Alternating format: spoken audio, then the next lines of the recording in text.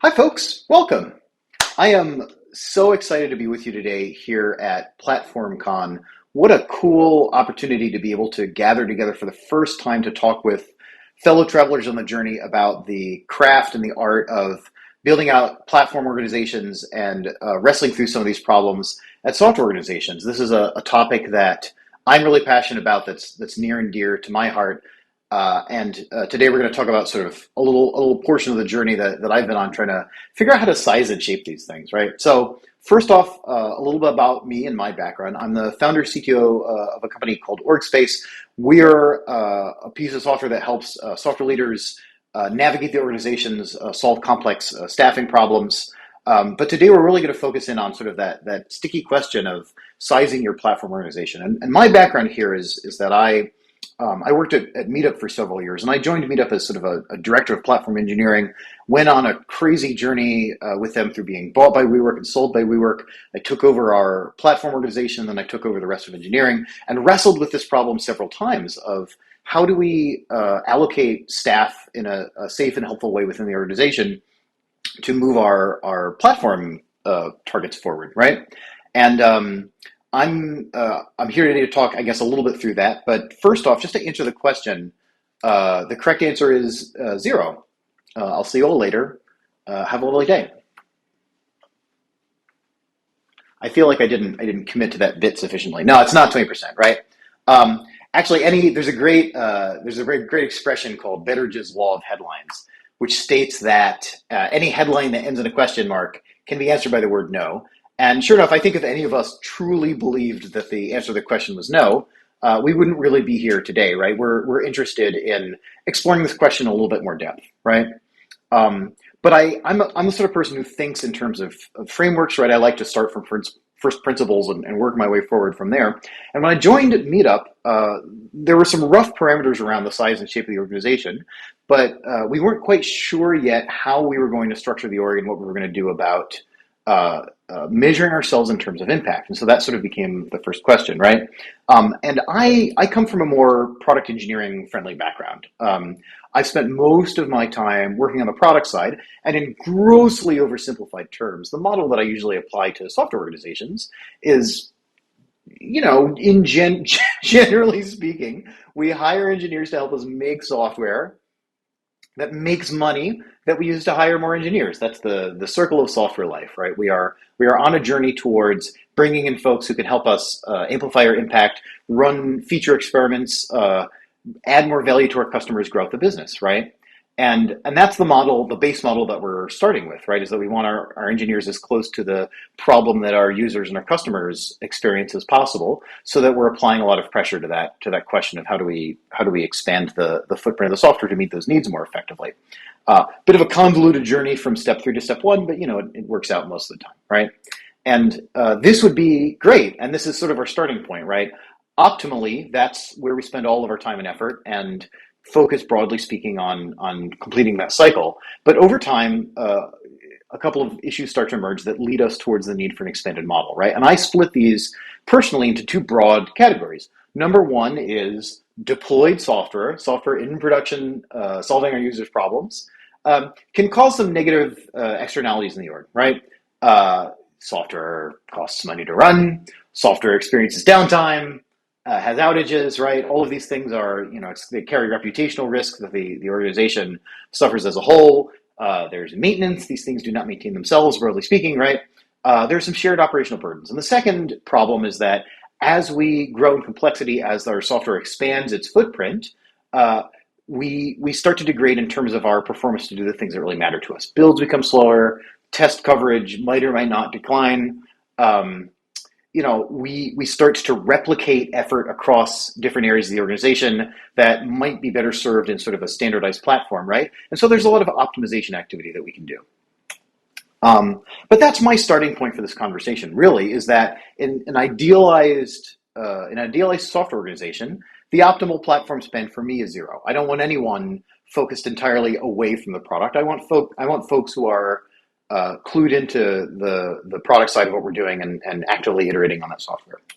But when we move back to these 2 issues that arise, right, I tend to take those 2 categories and split them into, there are a dozen different teams you can call out, but I use three, right? One is what I think of as traditional system operations, right? Highly specialized, very technical, performance tuning, DNS, cost management, stuff where it makes a ton of sense to have a centralized capability for keeping our software optimized along its journey, right? And in the second category, I split these into two broad buckets. One is what I think of as optimization. So think of it as the bringing together of that dev culture and that ops culture, right? Build speed, performance tuning, path reduction, right? Where we're taking these existing processes around our software creation journey and optimizing them for improved results. Where you put some of that DevOps model stuff. Sometimes the DORA metrics live here, although I wouldn't encourage you to centralize them in that way. And then broad category number three is, I think of this as much more on the dev side. The goal of dev standardization is to take some of this sort of bespoke dev work and commoditize it a little bit, right? We don't need 30 different design systems. We don't need 20 different ways of creating a microservice, probably. We have some broad operational capabilities that we want to share as much as is meaningful for us to do so. And if we do that, that frees up our engineers to focus in on the essence of the business problem, hopefully. And the problem here is that product teams have a relatively predictable relationship to the business, right? They ship a certain number of new features a year, dollar figure associated with those figures. Yes, I suppose we have to pay the people who make those features. That seems like a bit of a pity. But by the end of that journey, hopefully we end up with more money than we started with, right? There's an ROI relationship there. With platform teams, gosh, I don't know. They probably mitigated some incidents, but how many? The incident didn't happen, so we don't really know. And clearly they made some engineers happy, but I don't know, how do I put a dollar figure on that, right? How does this stuff make me money? How can I tie that platform work back to that same ROI framework so I know where to put the slider in terms of sizing my organization effectively? And again, to sort of apply the super, super blunt gross framework that conveniently makes the math work out in my favor, we're paying $100,000 for a product engineer. Maybe they ship 4 features a year. Maybe each of those features has a 30K return, right? That means I'm up $20,000. Whoopee, right? I can expand that product team out. Hopefully in a multidisciplinary way. I'm bringing in designers, I'm bringing product managers, all in service of the act of optimizing us towards serving our customers' needs more effectively. Now we're shipping 12 features a year, right? Now we're making $60,000. Isn't that wonderful?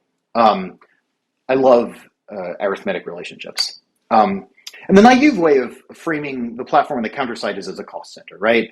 We're paying these people money, I guess. They're shipping 0 features. That seems like a problem, right? And the $400,000 we are paying in salary, well, $300,000 of that has a return, and the last $100,000 is 0 features, so it's not going anywhere, right? And so that's why I try to frame my platform relationships in terms of these two converse expectations, right? Platform is multiplier, where sure they're not directly shipping any new features, but hopefully they're having a multiplicative effect on the rest of the organization. They're making it possible for other teams to ship more features per person effectively.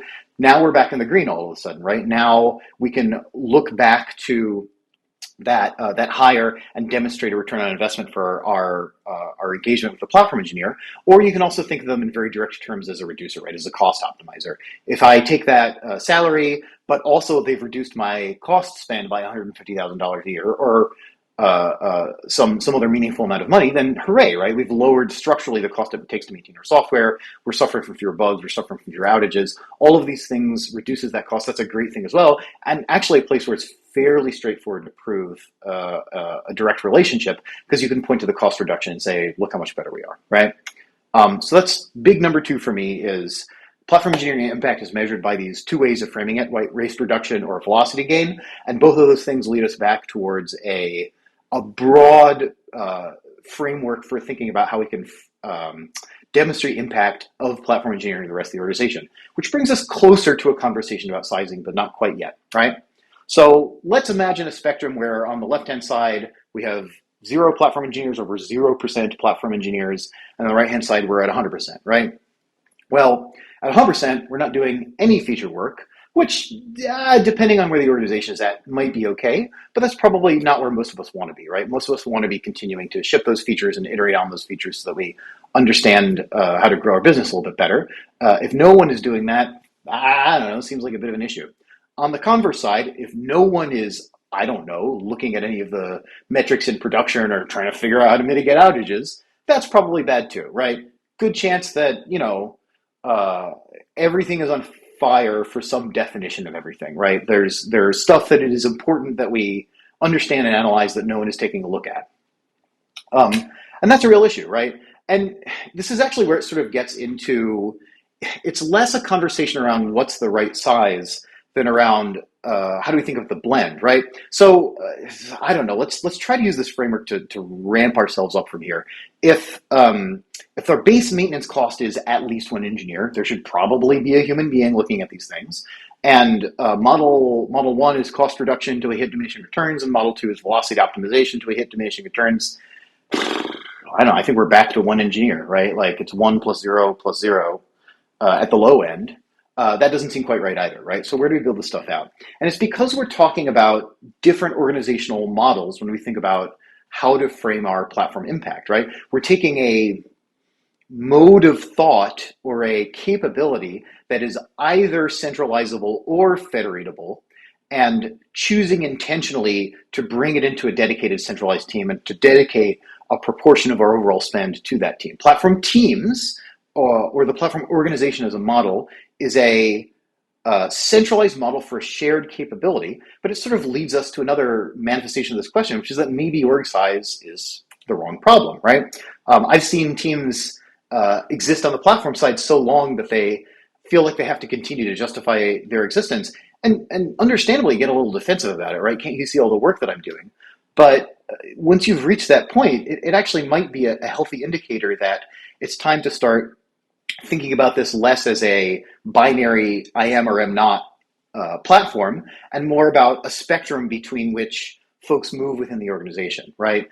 Part of the time I'm spending working through product problems, and I'm taking what I learned about that, the inefficiencies of that product process, and bringing it back to platform engineering. And once I'm done optimizing for the thing that I'm working on, can I decommission myself? Can I dial down the team or the commitment there and move back into a product role? These are actually sliders, right? There's not an absolute right or wrong number. You can play with those a little bit. There are also hybrid models you can work with that involve people in coaching roles or pairing roles, right? Where someone from a centralized team is moving out into the organization, lending them help for some proportion of their time, and then bringing what they learn again sort of back to the platform model, conversely on the other side, right? So I guess big number 3 for me is actually maybe don't target a number, right? Play with your organizational models, your understanding of impact, what you think the organization needs, what things you think you can demonstrate, what value you can demonstrate, until you're actually solving the problem that you think your organization has, right? Staffing is not impact. Staffing is a number. Impact is how you've moved your organization forward from that point. Well, okay, Brian, fair enough. But like, what's the size, right? I'm going to staff this thing up, or I'm trying to figure out where I fit. How do we apply a healthier framework to this? Well, you knew you were going to hear this, right? But it depends. What level of operational burden are you carrying? Can you benchmark yourself against your peers? Do you have a sense of whether the tech debt is high, low, or moderate? How much impact can you prove, right? What's the level of, frankly, political willpower within your organization for engaging with that? Do you have a target you're able to hit and demonstrate progress against hitting? I don't know, can you play with other staffing models? Can you create a team that makes itself unnecessary? Can you engage in sort of a hybrid model, right? Another critical question, which we won't even touch on, which is your organization above the base size? My startup is 3 engineers, right? We're probably below the threshold for a dedicated platform team. We won't hit that until 10, 15 engineers, right? And I'm still going to optimize for the low end of that spend, because I'd like as many people to be committed to the idea of working through the product side before it makes sense for me personally to centralize. But I'm all in on the idea of taking someone from a product focus and pulling them back to build a virtuous feedback cycle of shared libraries within my organization to optimize further product work, right? That seems totally meaningful to me. So what's the number? Well, it's 20%. Obviously joking here slightly, but I will end with one more story, which is that when I joined my previous platform engineering role, I was talking with our CTO, and I was like, so I don't know, how do you arrive at this number, right? How do you frame the size of the problem? And she was like, well, talk to a bunch of other CTOs and VPEs, and the general consensus was around 20%. And maybe that's one of those things where there is no absolute right or wrong answer, but there's value in the process of sampling, engaging with the technical community, sort of asking in broad terms, what do you think intuitively the right number is, right? There's something here about Definitely not too many, but definitely not too few. That seems to work for a lot of engineering organizations above a certain size and complexity threshold. So maybe think about it. I don't know. And with that, I'm all through. I'm going to be in Slack all day. I love engaging on this stuff. I'm happy to answer questions poorly or ask questions or do whatever I can to be of service to you in this moment. Thank you so much for stopping by. Have a lovely day.